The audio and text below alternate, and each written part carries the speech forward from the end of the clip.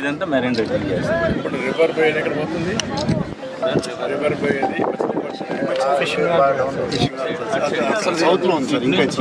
Parallel to the shore 8.5 kilometres తర్వాత fishing harbour వస్తుంది. River వచ్చి మనకి హంసల్ది సార్ అది ఆల్మోస్ట్ 60 కిలోమీటర్స్. ఎక్కడికి ఒకటి వస్తుంది బాయ్ ఇక్కడికి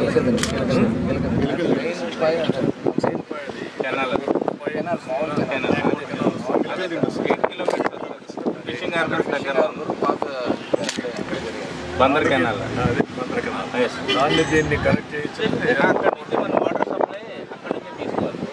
ఎక్స్టర్నల్ వాటర్ సప్లై అక్కడ నుంచి పైప్ లైన్లో చేస్తున్నాం. కెనాల్ కూడా ఫ్యూచర్ రిక్వైర్మెంట్ కెనాల్ తీసుకొస్తే ట్రాన్స్పోర్ట్లో విజయవాడ దాన్ని దీన్ని కనెక్ట్ చేసుకోవచ్చు. కనెక్ట్ చేస్తే రాజధాని నుంచి ఈజీ అయిపోతుంది. Yes sir, yes sir. Water transportation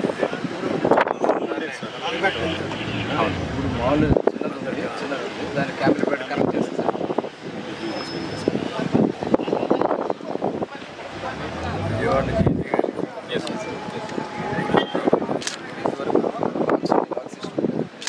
పడవలు వచ్చి ఆ లాంచ్లో కలవకుండా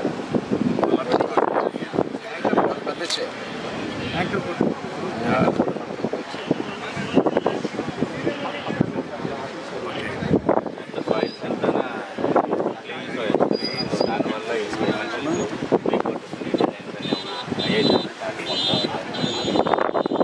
సెక్షన్స్ అంతా కొంచెం పెరిగాయి. ఇది మనకి ఛానల్ సార్, ఇది డ్రెడ్జింగ్ అవుతుంది. షిప్ కట్ మళ్ళీ